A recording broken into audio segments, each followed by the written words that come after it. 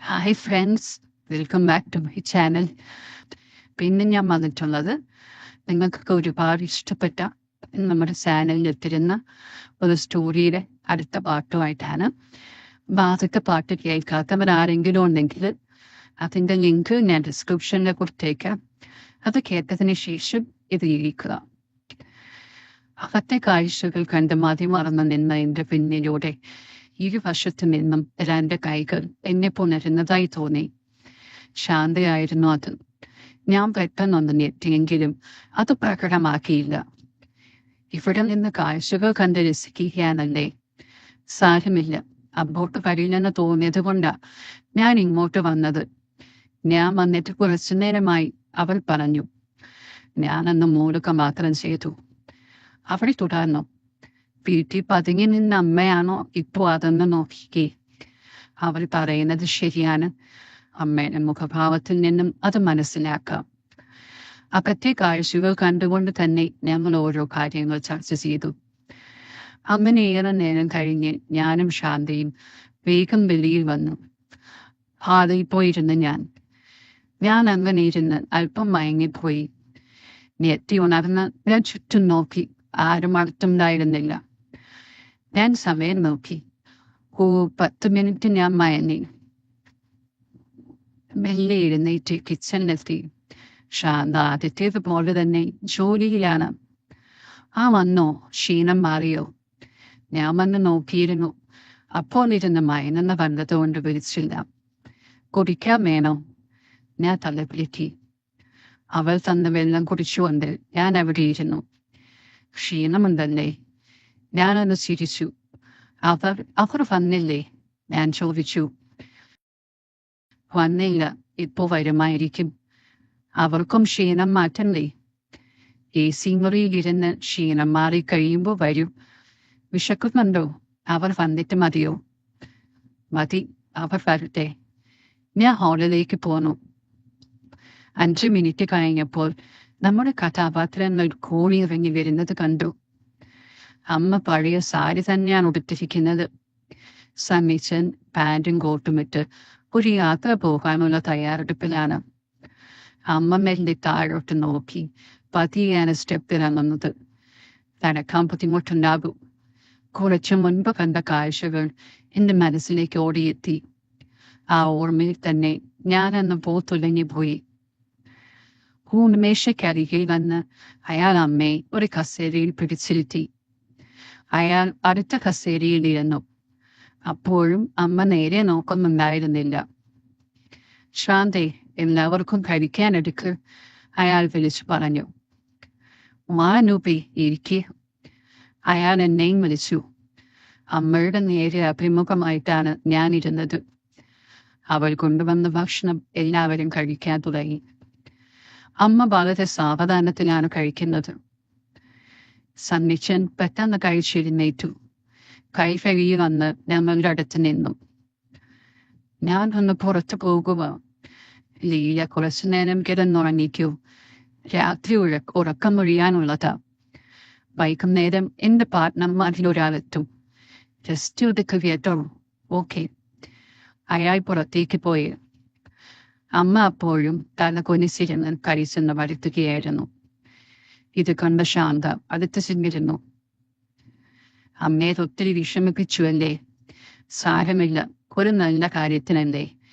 ഇവിടെ നിന്ന് ഇറങ്ങുമ്പോ എല്ലാം മായ്ച്ചു വന്നിട്ട് പോയാൽ മതി. എല്ലാം ശരിയാവും. ശാന്ത അമ്മയുടെ ശരീരത്തിൽ തഴുകിക്കൊണ്ട് പറഞ്ഞു. എന്തേലും ബുദ്ധിമുട്ട് തോന്നുന്നുണ്ടോ? ആ ചോദ്യം കേട്ടതും അമ്മ തല ഉയർത്തി എന്നെ ഒന്ന് നോക്കി. ശാന്തയോട് അടുത്തുനിന്ന് തല കൊണ്ട് കാണിച്ചു. ഞാൻ ഇരിക്കുന്നത് കൊണ്ട് അവർക്ക് സംസാരിക്കാൻ കഴിയില്ലെന്ന് മനസ്സിലാക്കിയ ഞാൻ പെട്ടെന്ന് കഴിച്ചെഴുന്നേറ്റ് കൈ കഴുകി പുറത്തേക്ക് പോയി. പക്ഷേ അവർ സംസാരിക്കുന്നത് കേൾക്കാൻ പറ്റുന്ന അകലത്തിൽ അവർ കാണാതെ ഞാൻ നിന്നു. അവൻ പോയി. എന്തെങ്കിലും ബുദ്ധിമുട്ടുണ്ടെങ്കിൽ എന്നോട് പറഞ്ഞു. എനിക്ക് ആകപ്പാടെ ഒരു വല്ലായ്മ പോലെ എന്തോ വല്ലാത്ത ശരീരവേദന. അതെനിക്ക് മനസ്സിലായി. ശാന്ത അമ്മയുടെ ചെവിയിൽ എന്തോ മൊഴിയുന്നത് കണ്ടു. ആ സമയം അമ്മയിലൊരു ചിരിയുണ്ടായി. ചെറുക്കം കേക്കലിനെ മൂലെ. അവനറിയാലോ അവിടെ അകത്ത് പൂജ ഒന്നുമല്ല നടന്നതെന്ന്. എന്നാലും ചേച്ചി ഭക്ഷണം ധരിക്കേ, അല്ലെങ്കിൽ ആ കാലം അവന്മാരുടെ മുന്നിൽ പിടിച്ചു നിൽക്കാൻ കഴിയാതെ വരൂ. നിനക്ക് ഈ വരുന്നവരെ അറിയാമോ? അറിയാം, എല്ലാ രീതിയിലും. എങ്ങനെയുള്ളവരാ? ചേച്ചി പേടിക്കണ്ട, ഇനി വരുന്നവർ കുറച്ച് മനസാക്ഷിയുള്ളവരാ. ഓ, അമ്മയിൽ ചെറിയ ആശ്വാസം ഉണ്ടായി.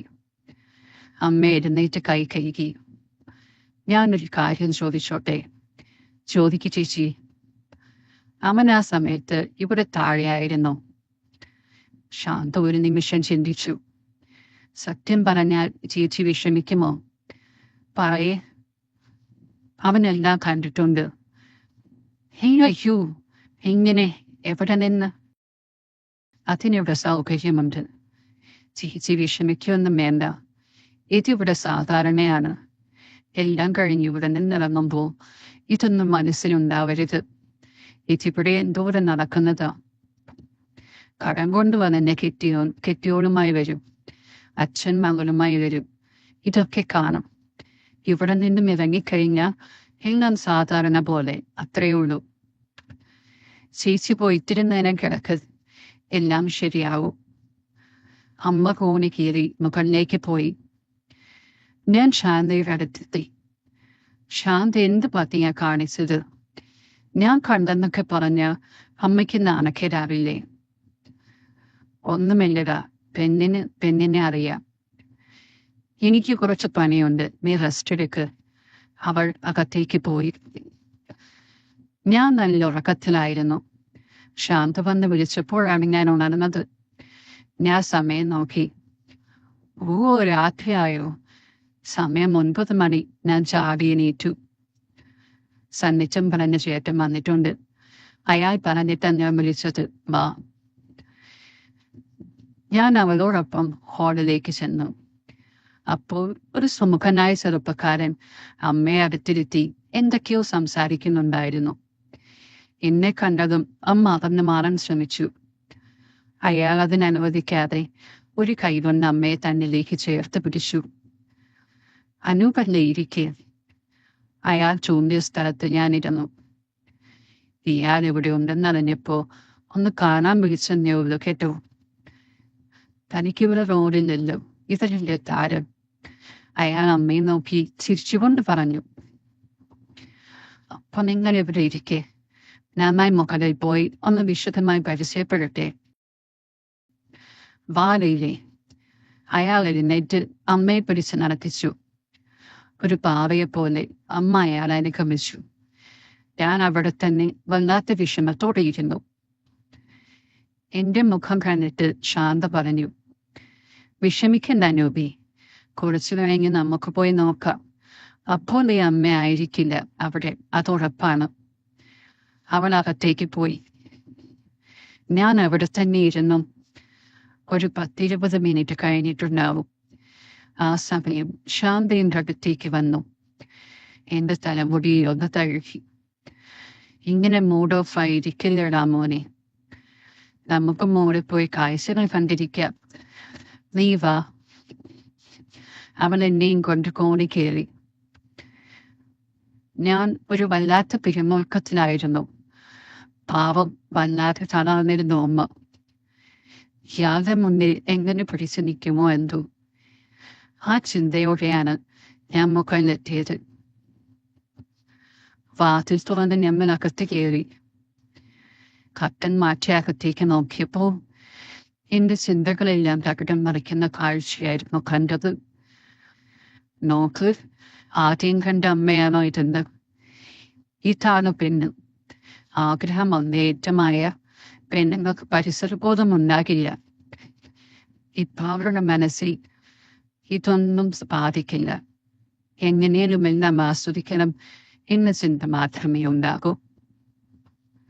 അത് ശരിയാണെന്ന് എനിക്ക് തോന്നി. ഈ സമയം അകത്ത് ചർച്ചകൾ നടക്കുന്നു. സണ്ണി ഉച്ചയ്ക്ക് വിഷമിപ്പിച്ചു. അയാൾ ചോദിച്ചു.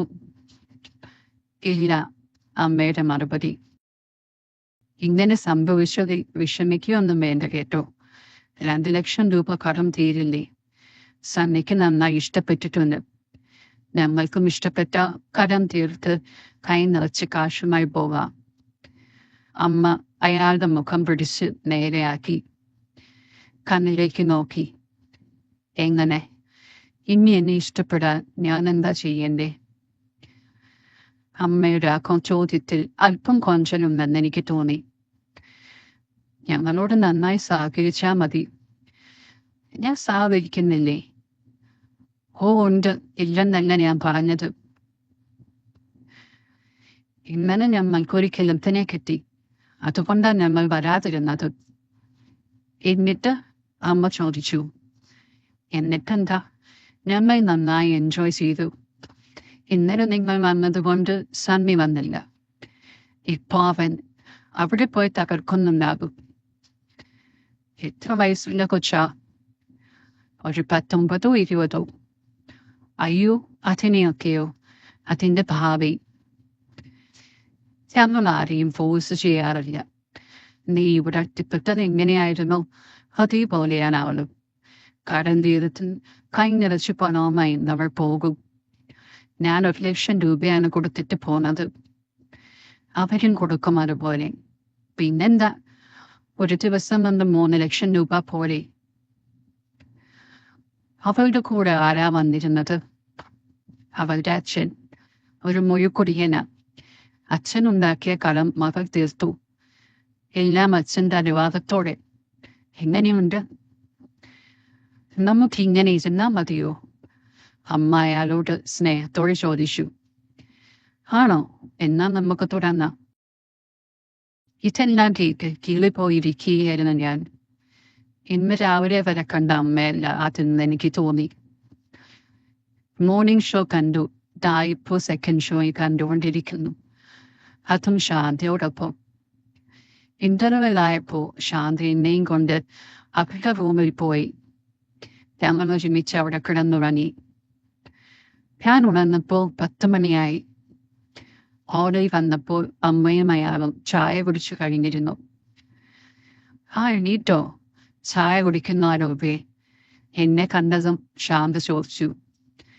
ഞാൻ പല്ല് തേച്ച് വന്ന് അവൾ തന്നെ ചായ കുടിച്ചു. ഞാൻ അമ്മയെ നോക്കി. അമ്മ അയാളെ നോക്കി ചിരിക്കുന്നുണ്ട്. അയാൾ സെറ്റിയിലേക്ക് പോയിരുന്നിട്ട് അമ്മയെ വിളിച്ചു. അമ്മ ഒരു മടിയും കൂടാതെ അടുത്തു പോയിരുന്നു. ഞാൻ പോവാം, എന്നെയും കാണാൻ. ഉച്ചയാവുമ്പോഴേക്കും സണ്ണിയും മധുവും വരും. അയാൾ അമ്മയെ ചേർത്ത് പിടിച്ചുകൊണ്ട് പറഞ്ഞു. സാധാരണ ഞങ്ങൾ ഇങ്ങനെ അവസാനിപ്പിക്കാറില്ല. നിങ്ങളുടെ പ്രായവും അവസ്ഥയും മാനിച്ച് ഈ രീതിയിൽ അവസാനിപ്പിച്ച് തിരിച്ചയക്കുകയാണ് ഞങ്ങൾ. ഞാൻ കഴിച്ചിരുന്നേറ്റു. അയാളുടെ മുന്നിലിരുന്നു. അയാൾ അമ്മയെ ചേർത്ത് പിടിച്ച് മുഖത്ത് നോക്കി ചിരിച്ചു. എന്നിട്ട് അയാൾ പാനിന്റെ പോക്കറ്റിൽ കൈയിട്ട് ഒരു കെട്ട് നോട്ടെടുത്ത് അമ്മയുടെ കയ്യിൽ കൊടുത്തു. അത് കണ്ട് അമ്മയുടെ മുഖം പിടർന്നു.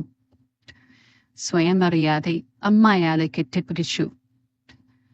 അമ്മയെ മാറ്റിയിട്ട് അയാൾ പറഞ്ഞു. ഇത് ഇന്നലത്തെ ജോലിയുടെ കൂലിയൊന്നുമല്ല. നമ്മൾ പാവങ്ങളെ സഹായിക്കാറുണ്ട്.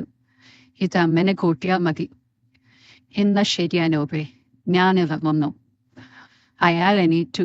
ഒപ്പം അമ്മയും. ഡോറിന്റെ അടുത്ത് ചെന്ന് അയാൾ തിരികെ നിന്നു. നിങ്ങൾ തന്നിരിക്കുന്ന ചെക്കും ആധാരത്തിന്റെ കോപ്പിയും സണ്ണിയുടെ കയ്യിലുണ്ട്. അതിൽ കടം തീർന്നു എന്നെഴുതി ഞാൻ ഒപ്പിട്ടിട്ടുണ്ട്. അവർ വന്ന് കഴിയുമ്പോൾ അവരും ഒപ്പിട്ട് തരും. അതും പറഞ്ഞ് അയാൾ തന്നെ പോയി. അമ്മ ആ പൈസ എന്റെ കയ്യിൽ തന്നു.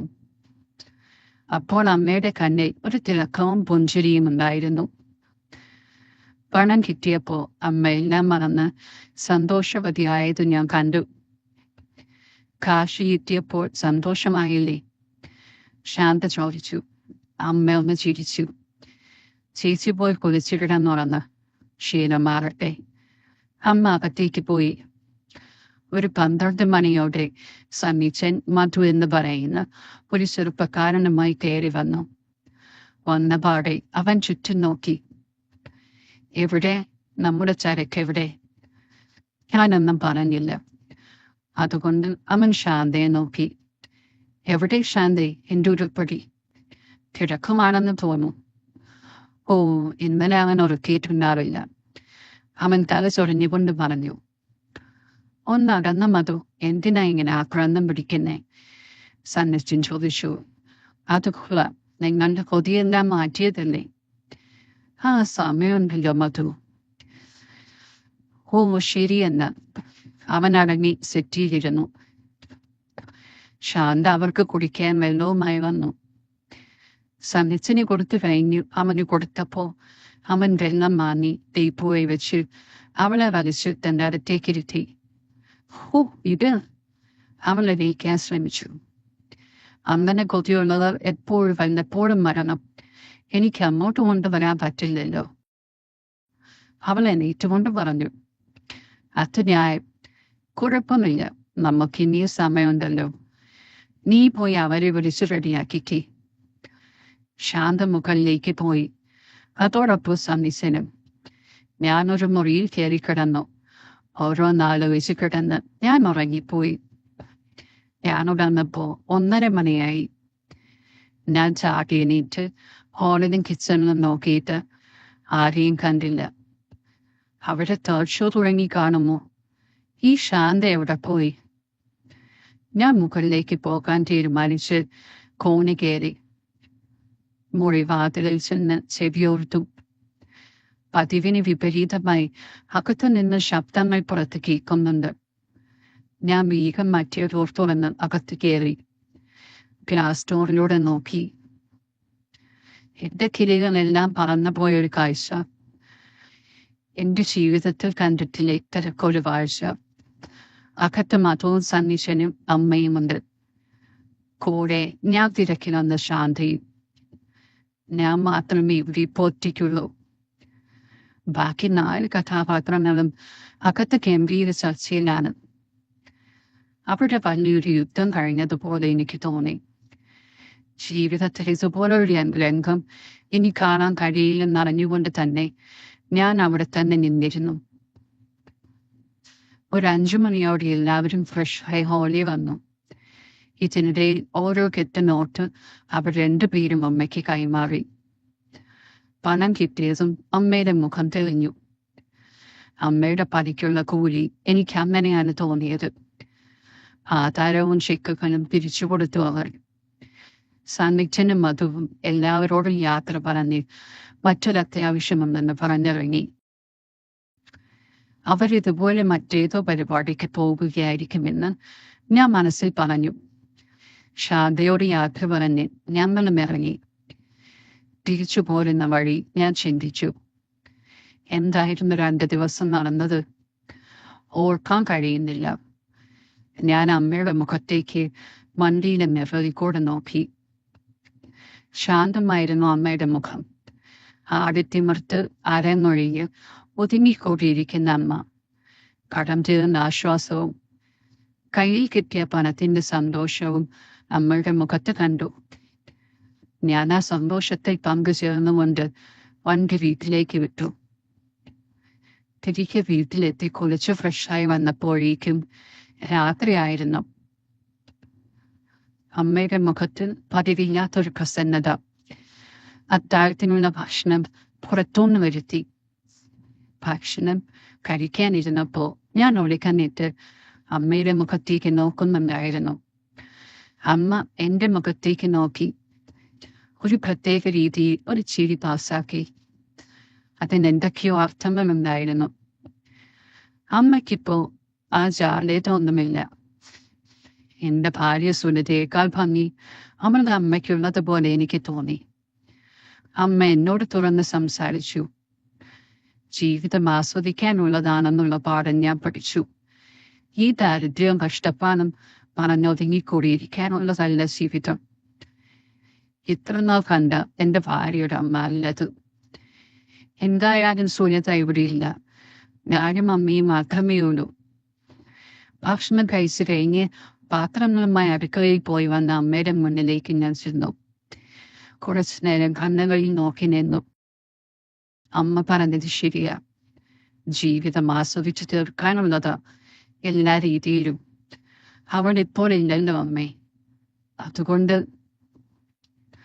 എന്തായാലും നനഞ്ഞിട്ടേ ഇനി കൊലിച്ചു കയറാമെന്ന് മറ്റൊരായിരുന്ന അമ്മായിയമ്മയ്ക്ക് കൂടുതലൊന്നും ആലോചിക്കേണ്ടി വന്നില്ല.